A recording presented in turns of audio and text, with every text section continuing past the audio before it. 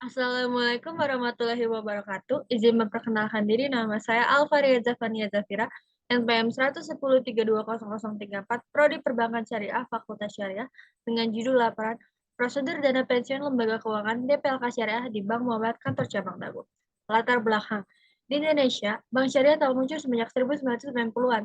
Dengan berdirinya Bank Muamalat Indonesia, secara perlahan Bank Syariah mampu memenuhi kebutuhan masyarakat yang menghendaki layanan jasa perbankan yang sesuai dengan prinsip syariah agama Islam yang dianutnya, khususnya yang berkaitan dengan pelanggaran praktik riba, kegiatan yang bersifat spekulatif, yang non-produktif yang serupa dengan perjudian, ketidakjelasan, dan pelanggaran prinsip keadilan dalam bertransaksi, serta keharusan penyaluran pembiayaan dan investasi pada kegiatan usaha yang etis dan halal secara syariah.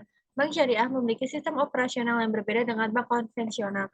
Bank Syariah memberikan layanan bebas bunga kepada para nasabah. Pembayaran dan penarikan bunga dilarang dalam semua bentuk transaksi. Bank Syariah tidak mengenal sistem bunga, baik bunga yang diperoleh dari nasabah yang meminjam uang atau bunga yang dibayar kepada penyimpan dana di Bank Syariah. Ruang lingkup nama instansi Bank Muamalat Kantor Cabang Dago, alamat Jalan Sini Haji Juanda, nomor 185, Dago, Kecamatan Coblong, Kota Bandung, Jawa Barat. Periode KKL 17 Juli 2023 sampai dengan 23 Agustus 2023. Gambaran umum instansi. PT Bank Muamalat Indonesia Tbk merupakan bank pertama di Indonesia yang menggunakan konsep perbankan secara syariah. Perseroan didirikan berdasarkan Akta Pendirian nomor 1 tanggal 1 November 1991 Masehi atau 24 Robiul Akhir 1412 Hijriah, dibuat di hadapan Yuda Paripurna SH, Mekarsi, Jakarta. Bank Muamalat Indonesia didirikan atas gagasan dari Majelis Ulama Indonesia, Ikatan Cendekiawan Muslim Indonesia, dan pengusaha Muslim yang kemudian mendapat dukungan dari pemerintahan Republik Indonesia. Bank Muamalat merupakan perusahaan publik yang sahamnya tidak tercatat di Bursa Efek Indonesia dan secara resmi beroperasional sebagai bank devisa sejak tanggal 27 Oktober 1994 berdasarkan surat keputusan Direksi Bank Indonesia tentang penunjukan PT Bank Muamalat Indonesia menjadi bank devisa. Produk syariah Gold Debit Visa yang diluncurkan pada 2011 berhasil memperoleh penghargaan dari Museum Rekor Indonesia sebagai kartu debit syariah dengan teknologi chip pertama serta layanan e-channel seperti internet banking, mobile banking, ATM, dan cash management. Visi dan misi Bank Muamalat Visi menjadi bank syariah terbaik dan termasuk dalam 10 besar bank di Indonesia dengan eksistensi yang diakui di tingkat regional, dan misinya membangun lembaga keuangan syariah yang unggul dan berkesinambungan dengan penekanan pada semangat kewirausahaan berdasarkan prinsip kehati-hatian, keunggulan sumber daya manusia yang islami dan profesional, serta orientasi investasi yang inovatif untuk memaksimalkan nilai kepada seluruh pemangku kepentingan. Pelaksanaan. Penulis melaksanakan kuliah kerja lapangan di Bank Muamalat Kantor Cabang Dago selama 25 hari yang telah dilaksanakan dan dimulai pada tanggal 17 Juli 2023 sampai dengan 23 Agustus 2023. Dalam pelaksanaan kuliah kerja lapangan, penulis ditempatkan di kantor dan di lapangan. Pekerjaan yang dilaksanakan penulis diantaranya melengkapi formulir pembukaan rekening, door-to-door, open table, memasukkan data nasabah, dan backup data nasabah. Hasil kegiatan. Dana pensiun lembaga keuangan syariah merupakan pendanaan program pesangon karyawan yang dapat dikelola melalui program pensiun untuk pesangon terencana muamalat, yang dikelola berdasarkan prinsip syariah oleh DPLK Syariah Muamalat dengan menggunakan prinsip pool and fund. Rekening PPUKP dikelola atas nama perusahaan.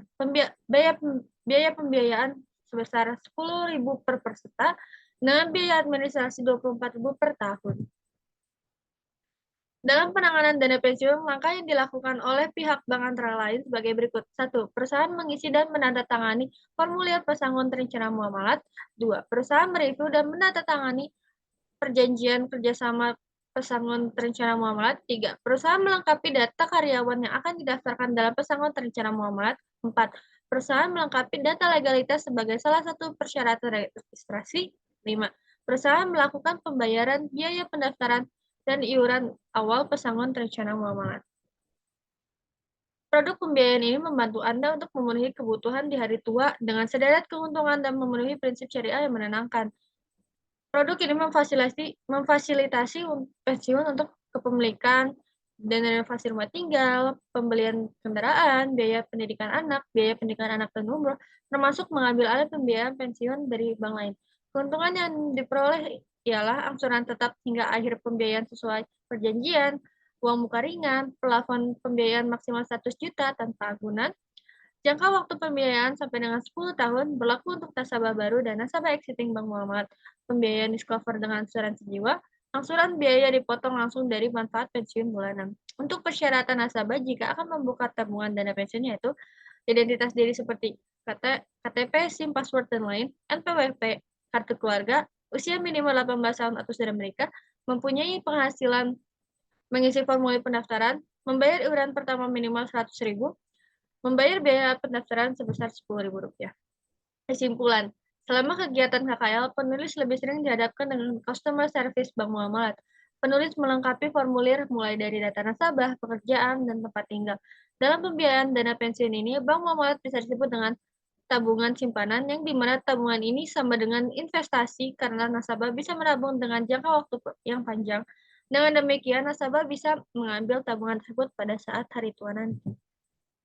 Sekian dari saya, mohon maaf bila ada salah kata. Wabillahi taufiq wal hidayah. Wassalamualaikum warahmatullahi wabarakatuh.